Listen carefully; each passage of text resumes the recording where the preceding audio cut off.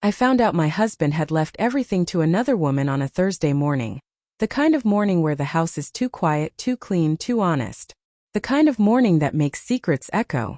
The lawyer's envelope was still warm from the courier's hands when I slid it open with the same silver letter opener Harold gifted me on our 10th anniversary. The paper sliced cleanly like a vein. And then the first line of the will hit me like a fist. I, Harold Whitmore, leave the entirety of my estate to Miss Claudia Ray Morgan. Miss. Not Mrs. Not even friend. My breath snagged. My hands went cold. For a moment the words didn't make sense. As if they were printed in some foreign language and my brain refused to translate them. The house tilted, or maybe it was me. I gripped the table to stay upright. Claudia. I knew that name. I had heard it before. In whispers Harold insisted were nothing. A colleague. A consultant on his real estate projects. A person who barely existed. But in death she existed enough to take everything. A low involuntary sound scraped out of my throat. Something between a gasp and a growl. The kind of sound that breaks from a woman who suddenly realizes the man she loved for 35 years had been living a second life behind her back. I felt my pulse in my fingertips. Heat crept up my neck. My heart pounded so loudly it blurred out the hum of the refrigerator. For the first time since Harold's funeral, I felt something sharper than grief. I felt betrayal sharpening its teeth. The room closed around me, walls pressing inward. I forced myself to sit down, to breathe, to read the document again, slower. The legal jargon twisted like barbed wire. Trust allocations, property transfers, business holdings I had helped him build. The lake house I designed. The cabin where we spent our early summers. The antique shop he bought because I once said I loved the smell of old stories. All of it, every piece signed away. To her. My vision blurred, but not with tears. Not yet. Tears require softness, and I had none left. I pressed my palm against my sternum, trying to hold myself together. I could practically feel Harold's ghost in the room. Smug, silent, the way he used to be after winning an argument he never actually discussed with me. But there, near the end of the document, something caught my eye. A clause. Small. Almost invisible. Section 14b. In the event that any beneficiary is found to have exerted undue influence upon the testator, the estate shall revert in full to the legal spouse. A tiny sentence. A buried heartbeat. And suddenly something inside me shifted. Not hope, no, hope was too fragile. This was something colder. Calmer. A blueprint. I leaned back in my chair, staring at the clause as though it were a secret passage Harold hadn't meant for anyone to find. My pulse steadied. My breath slowed. Undue influence, I whispered. A legal term. Powerful one. But proving it, that was another matter. I closed the will carefully, as if it were something alive. I stood, legs trembling but determined. And then I poured myself a drink, Harold's old scotch. The good one he kept locked behind glass. The liquid burned down my throat. I didn't wince. I waited for the grief to kick back in, but it didn't. All I felt was clarity. Cold. Sharp. Slicing through me. There were signs, I realized, so many signs. But I had smoothed them over with the blind devotion of a wife who loved too long and too hard. Late meetings. Forgotten anniversaries. Phone calls answered in the next room. The smell of perfume that wasn't mine. He had been slipping away from me in increments, and I had let him. Grief curled in my stomach, heavy and painful. But beneath it, rage. Real alive rage. I set the glass down, the clink echoing through the empty kitchen. That's fine, Harold. I whispered to no one. You built a world of secrets. Let me show you what I can build from the truth. 2 days later I walked into Whitmore and Holt, the law firm that had handled Harold's affairs for decades, wearing my quiet widow's black and a look of polite steel. Receptionists paused. Lawyers whispered. It felt like a scene in slow motion, like everyone somehow sensed something was coming. At the conference table sat 3 people. Harold's longtime attorney, a junior associate, and her. Claudia. She was younger than I expected. Mid-30s. Pretty in that effortless way that comes with money or the promise of it. Silky hair, tailored suit. Nails painted a color called something like subtle betrayal. When she met my eyes, she smiled. She actually smiled. Mrs. Whitmore, she said softly. I'm so sorry for your loss. I didn't blink. Are you? The junior associate shifted in his seat. Her smile flickered. Not enough to break. Just enough for me to see the truth beneath it. Annoyance, entitlement, a bit of fear. Good. We sat. Papers shuffled. Legal words filled the air. Words meant to sound neutral but heavy with implications. As they discussed asset transfers, bank accounts, properties, and valuations, my heartbeat stayed steady. I watched Claudia delicately adjust her necklace. A gold infinity loop. Harold had given me the same one years ago. Of course he did. But I waited. Patient. Silent. Just a widow with folded hands. Until the lawyer finally said, "Mrs. Whitmore, if you feel this will does not reflect your husband's wishes, you may dispute it legally, but—" "I will," I said. Claudia's head whipped toward me. I'm sorry." I pulled the will from my bag, slid it across the table, and tapped Section 14B with my finger. "This clause," I said. "I'm invoking it." The room went still. Her eyes widened just slightly, like a crack forming in fine porcelain. "That clause is obscure," the attorney stammered. "Rarely applicable." "Oh, I know," I said, voice calm. "But I'm sure you won't mind when I request a full public investigation into whether Miss Morgan influenced my husband."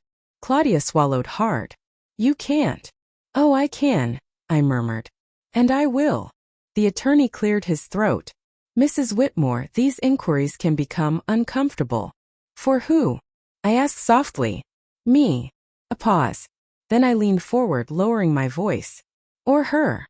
Claudia's fingers tightened around her pen. I wasn't yelling. I wasn't crying. I wasn't shaking. I was something far more dangerous. A woman betrayed, finally awake. When I left the building, the air felt different, lighter, electric. Like the city itself since the shift. I walked slowly down the steps, letting the cool breeze wash over me. And for the first time since Harold died, maybe for the first time in years, I felt powerful. This was far from over. The world would soon know what Harold tried to hide. And Claudia, she had no idea what was coming. For the next week I barely slept.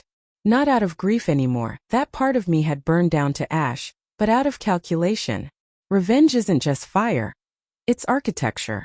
It's the cold, meticulous assembly of truth into a weapon. I spent my nights at the dining table under the dim chandelier glow, sorting through Harold's old files, business records, phone bills, bank statements, insurance papers, hotel receipts. I became my own investigator, my own prosecutor, my own historian of his double life.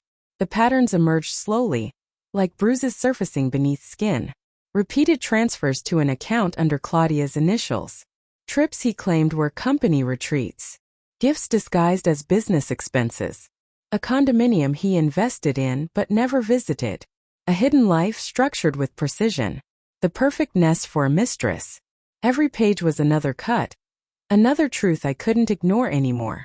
Yet instead of breaking me, each revelation carved me into something sharper. By the third night, I understood something crucial. Harold hadn't just betrayed me emotionally. He had built an entire financial structure around Claudia. That was undue influence. And I could prove it. But proof alone wasn't enough.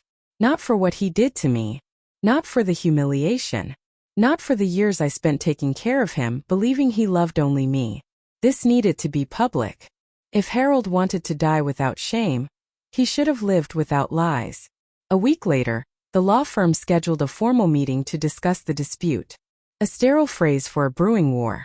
They believed I would negotiate quietly, like the docile wife I had been trained to be. They were wrong. When I arrived, I brought a folder, heavy, fat, almost bursting with dates and evidence. The receptionist's eyes widened when she saw it. Claudia was already inside. She wore a white suit this time, as if innocence came in fabric. Her smile was thin. Her confidence seemed rehearsed. She didn't fool me. The lawyer cleared his throat as I Saturday, "Mrs. Whitmore, you've expressed concern about the validity of the will. We're here to." I opened the folder and let the papers spill across the table like a deck of damning cards. Receipts. Statements. Emails. Pictures. "Let's not waste time," I said. The lawyer froze. Claudia stiffened. I tapped one document. "This is a bank transfer from my husband's company to an account under your name. Do you deny it?" She pursed her lips. "That was a professional arrangement." "Interesting," I said. "Because here, I pulled out a hotel invoice. Is a suite reservation for 2 under his corporate card. Same date. Her breath hitched. I didn't stop. I laid out receipts of jewelry purchases, a joint investment in the condominium, a signed consultancy contract that paid her triple her typical rate. With each paper her facade cracked. I watched it break in real time, the widening eyes, the tightening jaw, the slight quiver in her perfectly manicured fingers.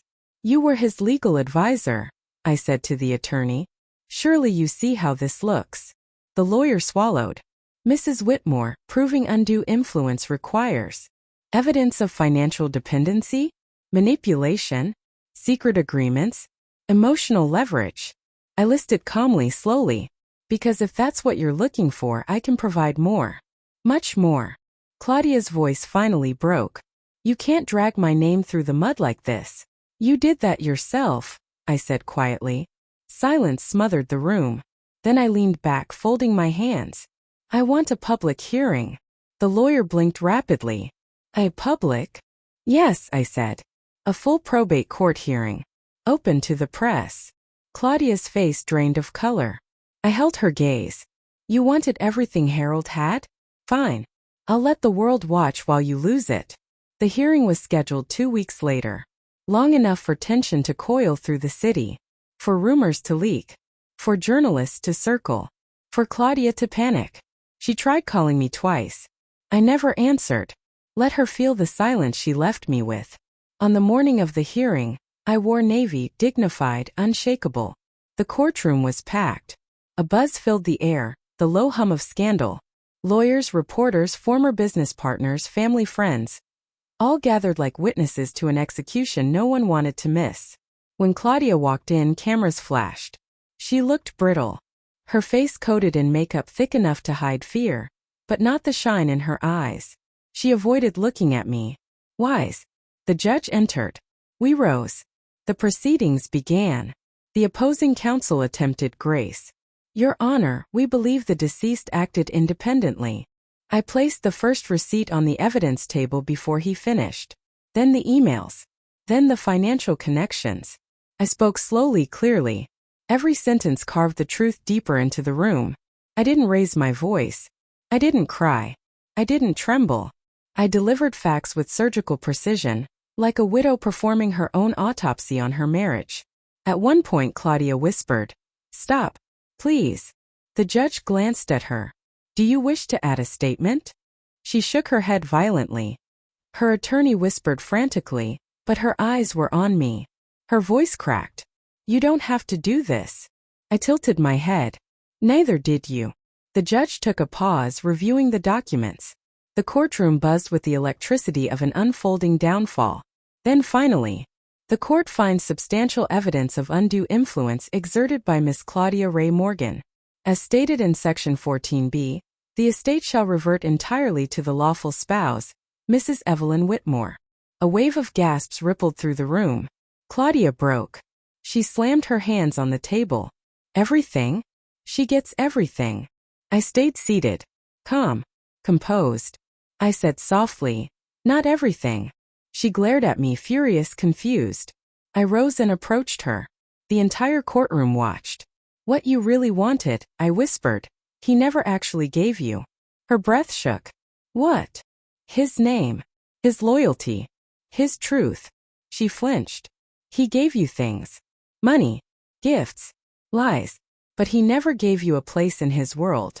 I'm simply taking back what he tried to hide from me." Her mascara began to smudge. "Now," I said gently, "you get nothing at all." The judge thanked everyone. The gavel struck. The hearing was over. But the whispers weren't. Reporters rushed forward, shouting. Cameras snapped. Claudia shoved past them, her face a collapsing storm. Her perfect white suit stained with humiliation she could never wash out. As for me, I walked out slowly, gracefully, letting the light hit my face like I had stepped into a new life. People looked at me differently now, not with pity but with awe. Survivor. Fighter. Widow turned storm. Outside the wind was cold but it felt clean. For the first time in months I breathed without weight inside my chest. Harold's lies were no longer mine to carry. Claudia's schemes were ashes. The estate was back where it belonged, but the real victory wasn't the property or the money or the public spectacle. The real victory was standing there, whole, unbroken, unafraid, knowing the betrayal that once threatened to bury me had become the foundation of my new beginning. I looked up at the sky and whispered, not in grief but in finality, "You underestimated the wrong woman, Harold." And then I walked away, leaving the courthouse behind me, and the ghost of my marriage with it.